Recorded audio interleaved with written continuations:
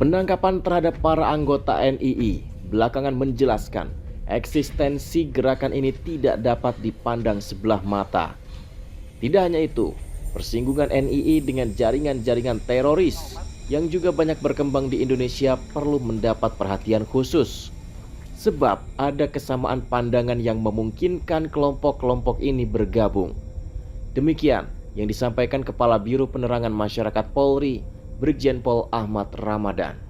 Bagaimana perkembangan atau informasi terbaru pasca pihak kepolisian menangkap 5 tersangka terorisme di wilayah Tangerang Selatan? Kita akan coba langsung berbincang dengan Karopenmas Divisi Humas Polri, Brigjen Pol Ahmad Ramadan. Pak Ramadan, apa kabar?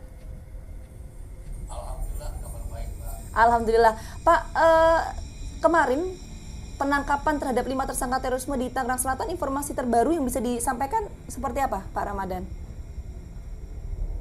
Ya, benar. Jadi Densus 88 Anti Teror Polri telah melakukan penangkapan kembali terhadap 5 tersangka teroris yang merupakan kelompok dari jaringan NII, Negara Islam Indonesia di Tangsel. Ini merupakan pengembangan yang dilakukan oleh Densus setelah melakukan penangkapan di Sumatera Barat tanggal 25 Maret ya, sebanyak 16 ya, di 2 tempat ya, 12 di Darmas Raya dan 4 di kabupaten lainnya. Jadi 16 kemudian dikembangkan, kemudian kita melakukan penangkapan di Tangsel tersebut.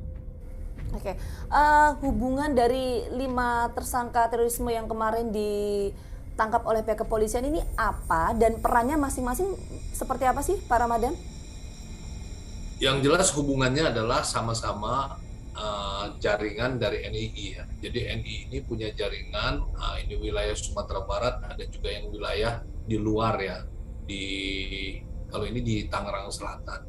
Kemudian perannya memang sampai sejauh ini belum terinfo lebih jauh kepada kami dari Densus. Namun saat ini Densus masih terus mendalami, terus mengembangkan kemungkinan adanya pelaku-pelaku lain.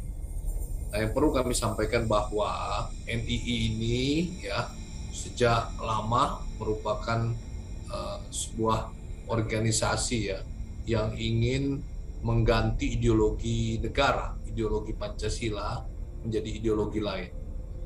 Ini pasca dihukum matinya Kartosuwiryo waktu menerima hukuman mati, maka bermuncullah kelompok-kelompok ya dari pecahan NII ini. Di antaranya adalah JI, kemudian MMI dan JAT. Nah, tentu ini sesuatu yang membahayakan ya, ketika kelompok NII ini pecah menjadi sebuah kelompok teroris ya, seperti JI.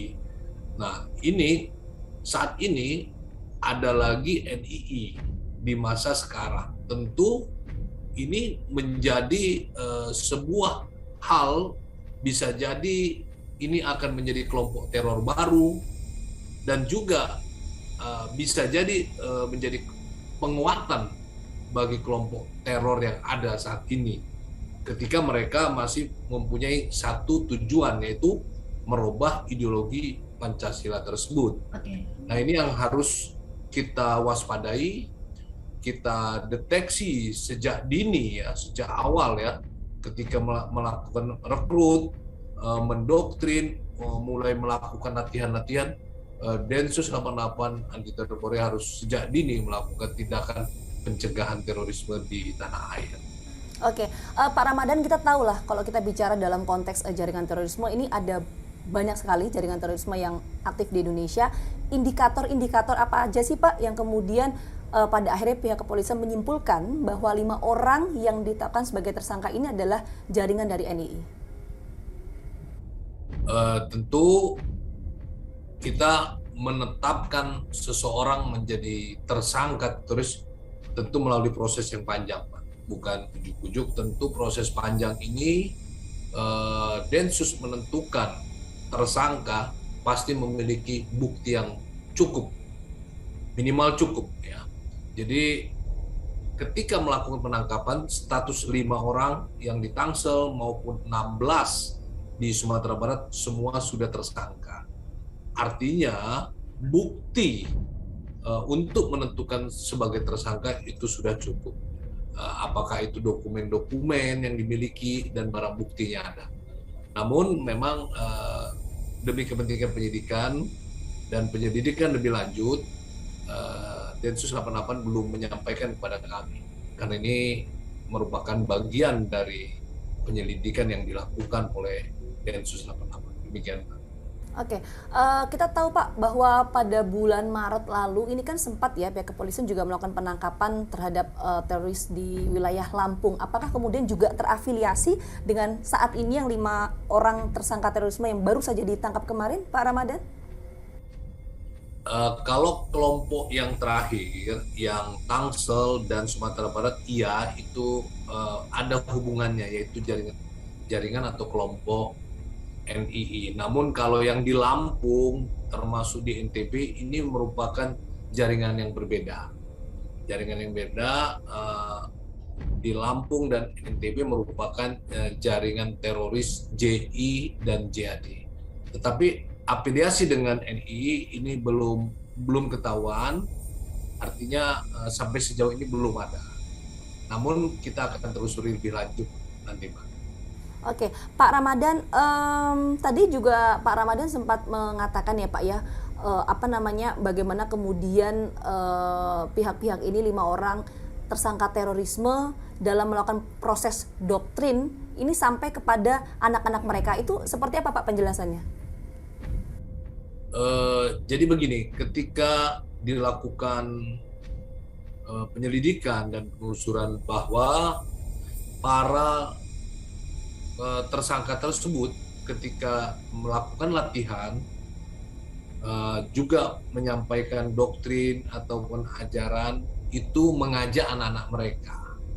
Jadi anak-anak berarti kan di bawah umur oleh orang tuanya diajar.